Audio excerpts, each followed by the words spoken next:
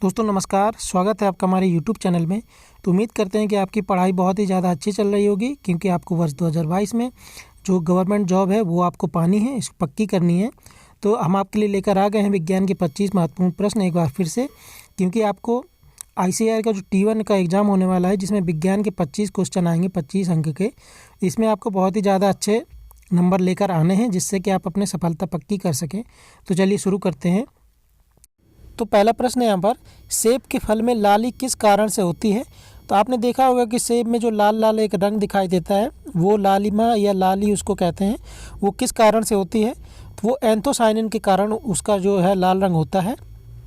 अगला प्रश्न है हमारा, एक मकान में 2 बल्ब लगे हैं, उनमें से एक बल्ब दूसरे से अधिक प्रकाश देता है, इसका क्या कारण है? तो जो कम प्रकाश वाले बल्ब में अधिक प्रतिरोध होने के कारण जो है एक बल्ब दूसरे से ज़्यादा रोशनी देता है। अगला प्रश्न है हमारा,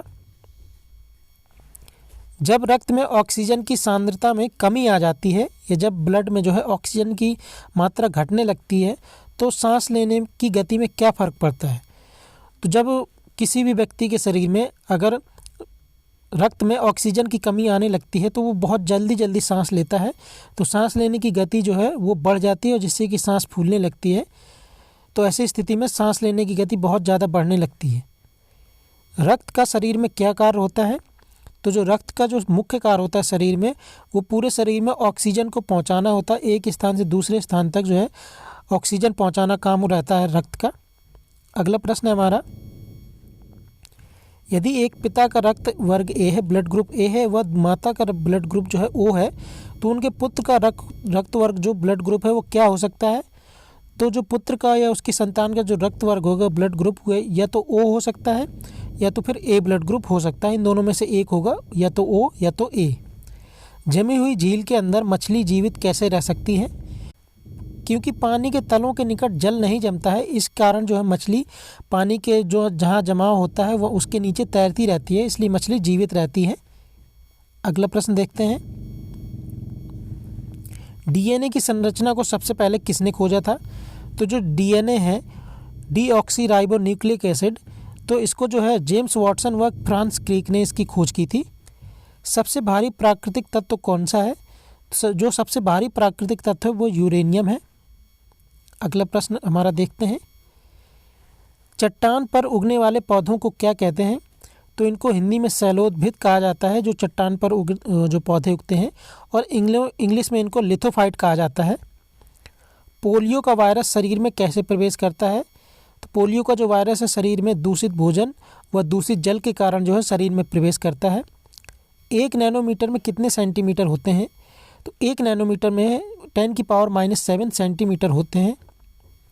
अगला प्रश्न है हमारा, एक तेल का बैरल कितने लीटर के बराबर होता है? तो तेल के एक बैरल में जो है 159 लीटर आते हैं, तो तेल का एक बैरल 159 लीटर के बराबर होता है। अंतरिक्ष यात्री को आकाश का रंग कैसा दिखाई देता है? तो अंतरिक्ष यात्री को जो है आकाश का रंग काला दिखाई देता है, और हम लोग यहाँ नीचे जब रहते हैं ज़मीन पर, यहाँ से हमको आकाश का रंग नीला दिखाई देता है, लेकिन जो अंतरिक्ष यात्री हैं, अंतरिक्ष यात्री को आकाश का रंग काला दिखाई देता है। प्रकाश संश्लेषण की जो क्रिया संपादित होती है पौधों में, ये कैसे संपादित होती है? तो ये प्रकाश ऊर्जा से रासायनिक ऊर्जा में रूपांतरित होती है। अगला प्रश्न है हमारा, फ्यूज में प्रयुक्त होने वाले तार की क्या विशेषता होती है? तो जो फ्यूज का जो तार होता है इसका गलनांक कम होता है और प्रतिरोध बहुत ज़्यादा अधिक होता है, जिसके कारण इसका प्रयोग किया जाता है हमारे घर के जो फिडलाइट होती है वहाँ पर। विद्युत ऊर्जा को यांत्रिक ऊर्जा में कैसे बदला जाता है? तो विद्युत ऊर्जा को यांत्रिक ऊर्जा में बदलने के लिए विद्युत मोटर का प्रयोग किया जाता है। विद्युत मोटर के द्वारा जो है विद्युत ऊर्जा को यांत्रिक ऊर्जा में बदलेंगे। प्रथम भारी पानी संयंत्र कहाँ पर स्थापित किया गया था? तो जो प्रथम जो भारी पानी संयंत्र था वो नागल जो कि पंजाब में स्थित है, वर्ष 1962 में इसकी स्थापना की गई थी। तो इसका जो राइट आंसर है वो होगा नागल। अगला प्रश्न है हमारा, पेंसिल का जो लेड होता है वो किससे बना होता है? तो जो पेंसिल का लेड होता है वो ग्रेफाइट से बना होता है। जंग लगने पर लोहे के भार में क्या कमी आती है? क्या उसका भार बढ़ जाता है या उसका भार घट जाता है? इसमें क्या परिवर्तन होता है? तो जंग लगने पर जो है लोहे का भार बढ़ जाता है, लोहे के भार में वृद्धि हो जाती है। तो इसका राइट आंसर होगा लोहे का भार बढ़ जाता है। अगला प्रश्न देखते हैं। प्लास्टर ऑफ पेरिस किसका बना होता है, किस चीज़ का बना होता है? तो जो पीओपी है, प्लास्टर ऑफ पेरिस, वो जिप्सम का बना होता है। धब्बा रहित लोहा बनाने में कौन सी महत्वपूर्ण धातु का प्रयोग किया जाता है?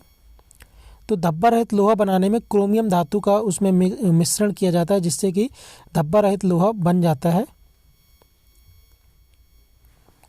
यदि कोई मानवीय रोग विश्व के बृहद क्षेत्र में, बहुत ज़्यादा क्षेत्र में फैलता है तो उसे क्या कहा जाता है? तो उसको पैंडेमिक कहते हैं। आपने हाल ही में सबसे ज़्यादा इसका अच्छा उदाहरण कोरोना को ले लीजिए। कोरोना विश्व के लगभग प्रत्येक जगह फैला हुआ है, तो इसीलिए इसको पैंडेमिक कहा जाता था। अगला प्रश्न है हमारा, येलो वैन मोज़ेक किस फसल में होने वाली एक गंभीर बीमारी है? तो येलो वैन मोज़ेक जो है वो भिंडी की फसल जो होती है उसमें होने वाली एक गंभीर बीमारी है, जिससे पूरी फसल खराब हो जाती है। जीवाणु की खोज किसने की थी? तो जीवाणु की जो खोज है वो ल्यूवेनहॉक ने की थी। समुद्री खरपतवार एक महत्वपूर्ण स्रोत है, किसका है? जो समुद्री खरपतवार होती है वो आयोडीन का एक महत्वपूर्ण स्रोत होता है। तो दोस्तों, अगर आपको ऐसे हमारे वीडियो पसंद आ रहे हैं तो आप हमारे वीडियो को लाइक कर सकते हैं, हमारे चैनल को सब्सक्राइब कर सकते हैं। पूरा वीडियो सुनने के लिए बहुत बहुत धन्यवाद।